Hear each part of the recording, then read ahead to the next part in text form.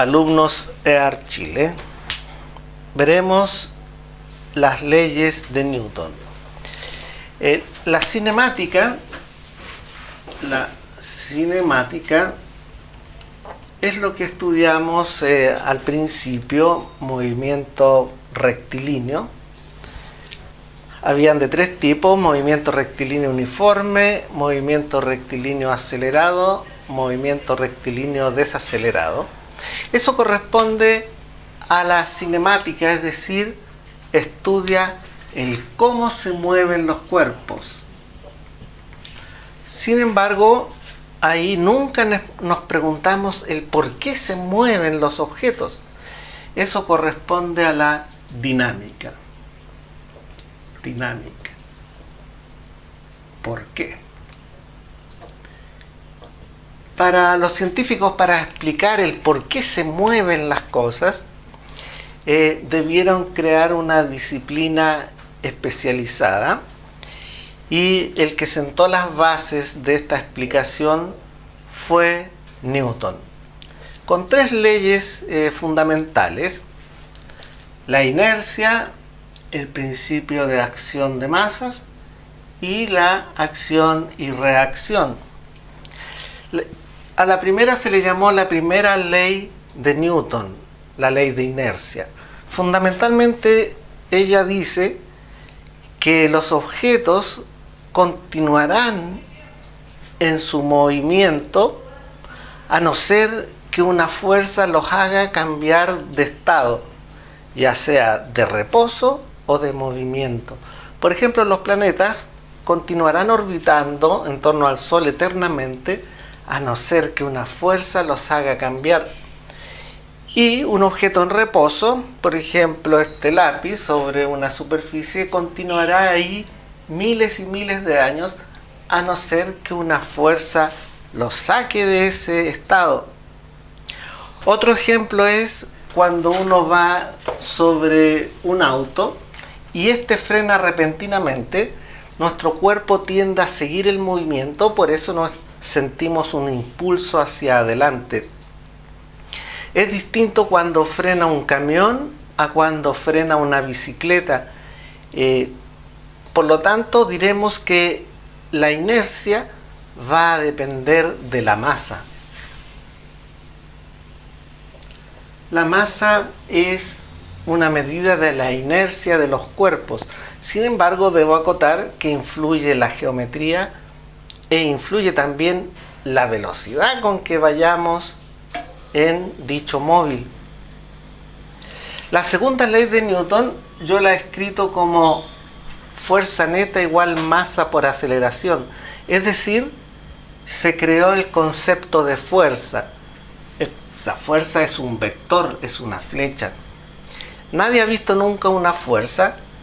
Es un concepto que fue necesario inventarlo para estudiar el fenómeno de la dinámica. Y su expresión matemática es la masa por la aceleración. Podemos suponer que si no hay aceleración, entonces no habrá una fuerza neta actuando. Y la tercera ley de Newton, llamada de acción y reacción.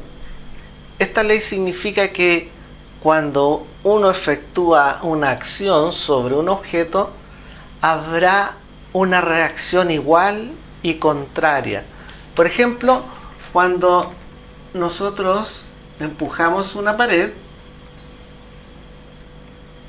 hacia allá, inmediatamente la pared ejercerá una fuerza igual pero contraria sobre nosotros. Observamos que en el principio de acción y reacción las fuerzas van de a pares, pero actúan sobre distintos objetos. Hay una fuerza sobre la pared y hay una fuerza sobre nosotros. Por ejemplo, podemos escribirlo así: la fuerza 1 sobre 2 es igual a la fuerza 2 sobre 1, pero contraria. Vamos a ver unos ejemplos típicos de esta situación. vamos a pensar en una mesa. Esta mesa no está flotando, está sobre un piso.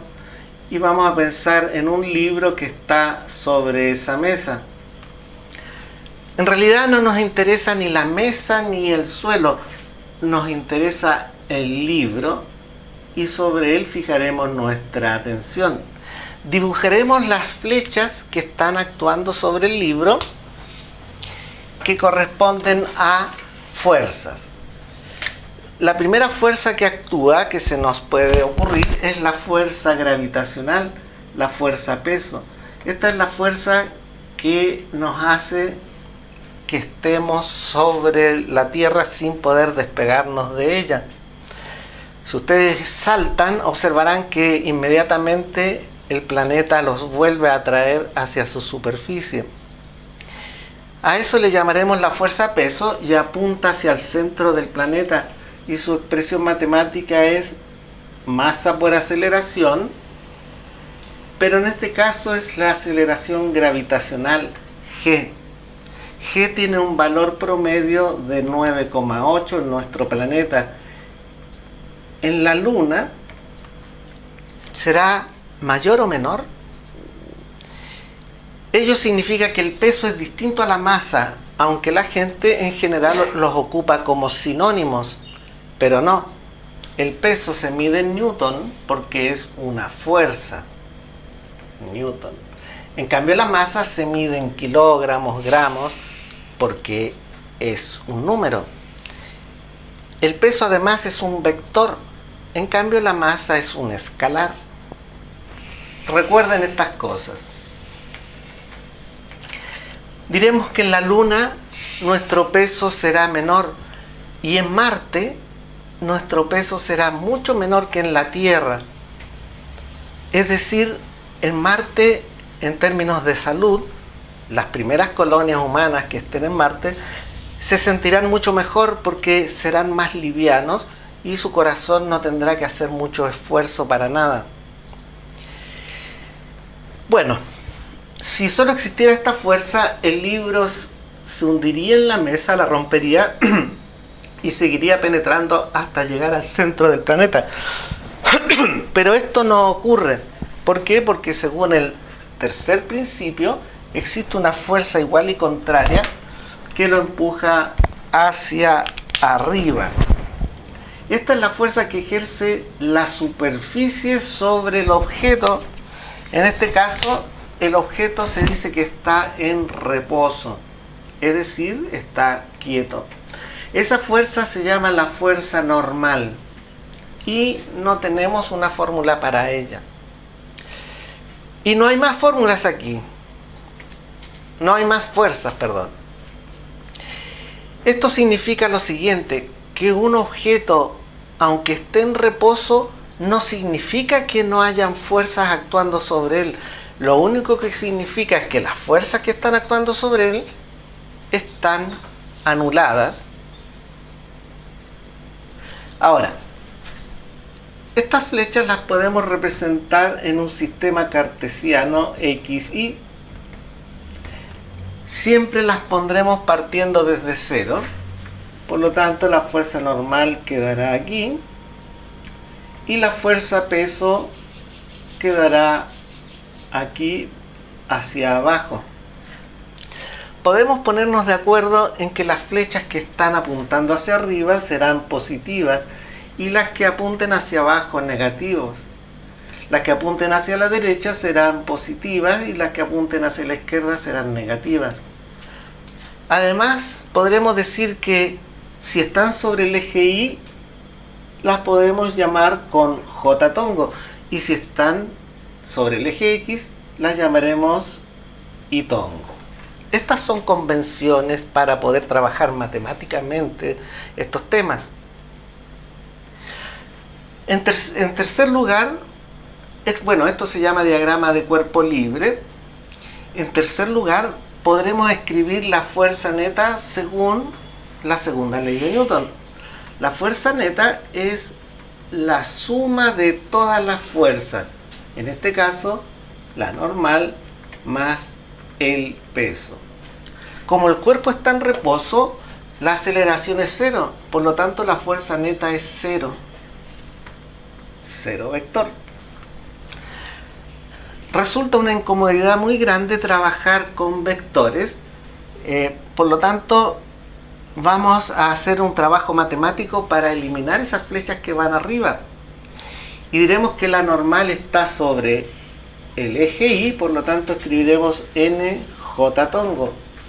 Y el peso también está sobre el eje Y, por lo tanto escribiremos menos PJ tongo igual a 0J tongo. Hacemos esto para eliminar el trabajo vectorial.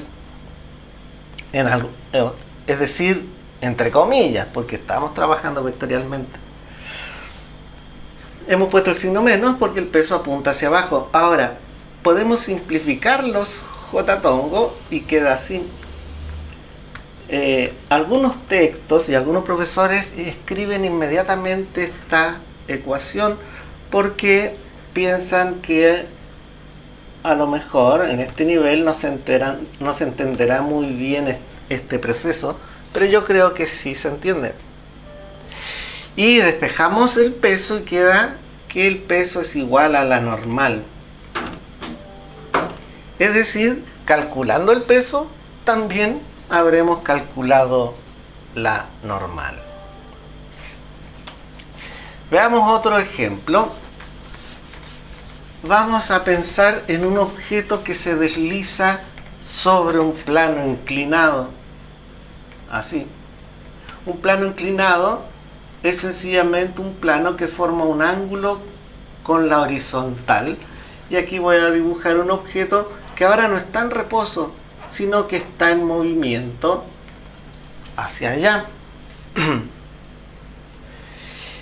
Haremos el diagrama de cuerpo libre dibujando todas las flechas, todos los vectores, que son las fuerzas que están actuando sobre nuestro cuerpo.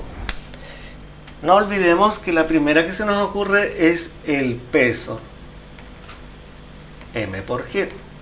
¿Qué otra fuerza hay actuando aquí? Como hay una superficie, hay una fuerza normal. La fuerza normal siempre es perpendicular a la superficie. Por lo tanto, debemos dibujarla así. Fuerza normal. Intenta hacer usted esto en su cuaderno. Y aquí tenemos una fuerza que no había aparecido en el ejemplo anterior, que es la fuerza de roce. La fuerza de roce actúa siempre que hay un objeto en contacto con un fluido o una superficie. En este caso sería este plano. Y la fuerza de roce es una fuerza contraria, se opone al movimiento. Ya la llamaremos FR. Fuerza de roce. El roce se opone al movimiento. Es una fuerza incómoda, por ejemplo, para las máquinas, pero puede ser muy útil en otras aplicaciones.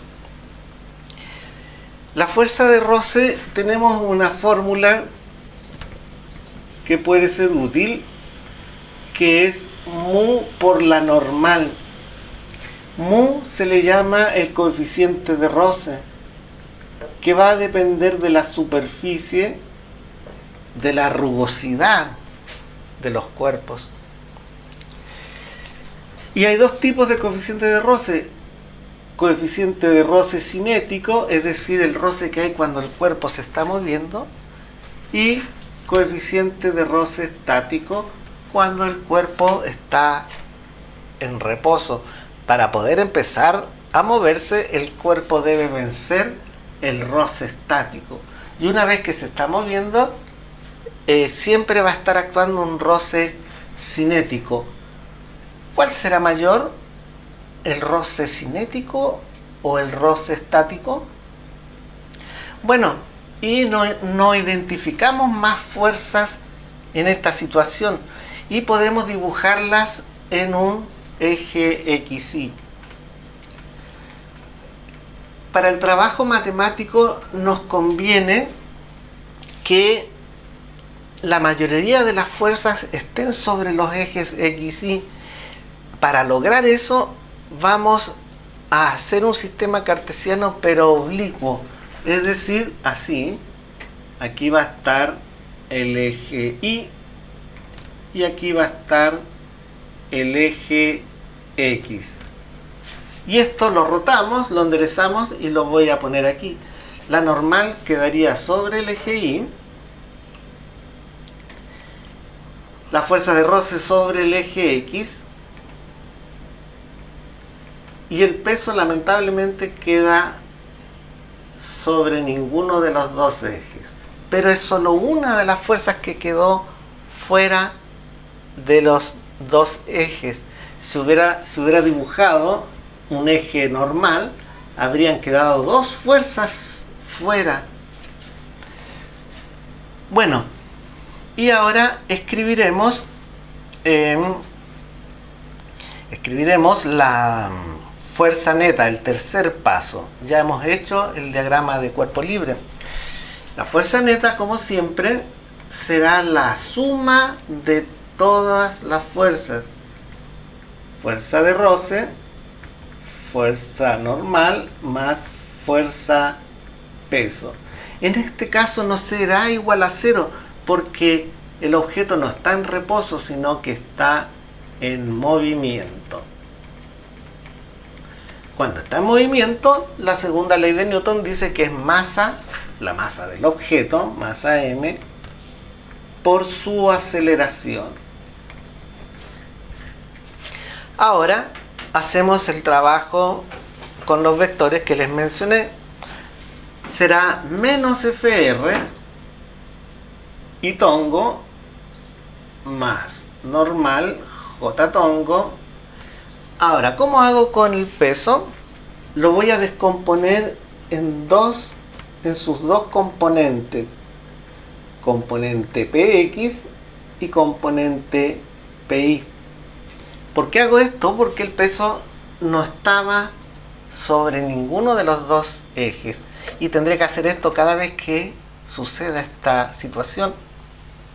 Por lo tanto, el peso P va a ser Px positivo y tongo menos Pi J tongo igual a masa por aceleración. Luego factorizo junto lo que tiene I tongo con I tongo y resulta P menos Fr I tongo más N menos Pi J tongo igual masa por aceleración. Y ahora pensamos, el objeto no se está moviendo según el eje Y, sino que se mueve según el eje X. Por lo tanto, estas fuerzas en el eje Y se deben anular. 0.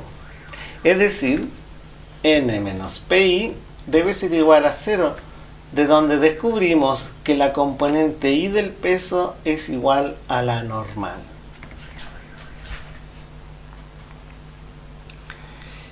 Y de donde resulta que el peso menos la fuerza de roce va a ser igual a la masa por la aceleración según el eje X. Y además, recuerden, la fuerza de roce es coeficiente de roce por la normal. Con estas expresiones, que yo no tengo que saberlas de memoria, lo que tengo que saber es el proceso para llegar a estas relaciones. Ahora, vamos a ver otro ejemplo. Tenemos la siguiente situación. Imaginemos el cielo de una casa, de un departamento, y tenemos pendiente de él un objeto.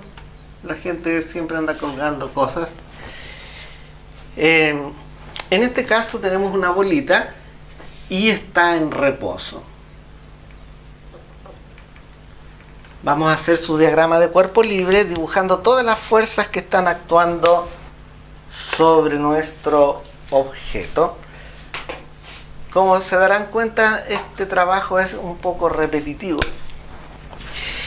Y podemos pensar en lo siguiente. Está, como siempre, nuestra fuerza-peso. Si solo estuviera esa fuerza, el cuerpo caería, pero no.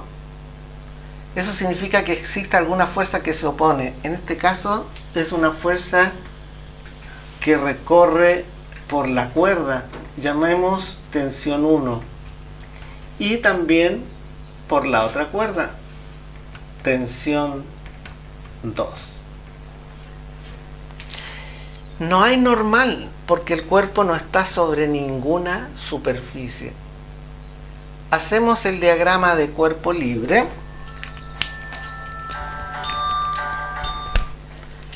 que sería así: el peso aquí y las tensiones aquí. Como desafío, estimados alumnos, les sugiero que encuentren la fuerza neta, nosotros ya lo hemos hecho, y que descompongan esto y encuentren relaciones matemáticas. El mismo trabajo que hemos hecho para los otros dos ejemplos. Estas son las leyes de Newton y trabajaremos de esa manera. Observen que para hacer estos ejercicios necesitaremos hacer dibujos y flechas, en fin. Un aspecto interesante de la dinámica es el momento lineal. Dijimos que la inercia dependía de la masa, pero no nos da una cuenta exacta de la inercia del cuerpo. Un concepto que nos habla de eso es el momento lineal. También se le llama cantidad de movimiento. Extraño. Cantidad de movimiento. Momento o momentum también he visto. Momentum, como si fuera latín. Tiene esos nombres. El momento lineal, que es masa por la velocidad. Aquí están los dos conceptos juntos. Es decir, el movimiento de un cuerpo depende tanto de su masa como de la cantidad como la velocidad con que vaya. Y se le asigna por la letra P. Por ejemplo, un objeto de masa 1 kilo que va a una velocidad de 50 kilómetros partido en hora. Su momento será 1 por 50, ¿qué unidades? Kilogramo, kilómetro, hora. Ahora, es un vector, por lo tanto, si el cuerpo se mueve hacia allá, nosotros diremos que es itongo. Si se moviera hacia el otro lado, sería menos, porque va hacia el lado izquierdo. Un concepto importante del momento lineal es su conservación. Si estamos hablando de un objeto que se mueve aisladamente y sin fuerzas, sin considerar fuerzas disipativas, diremos que el momento lineal se conserva.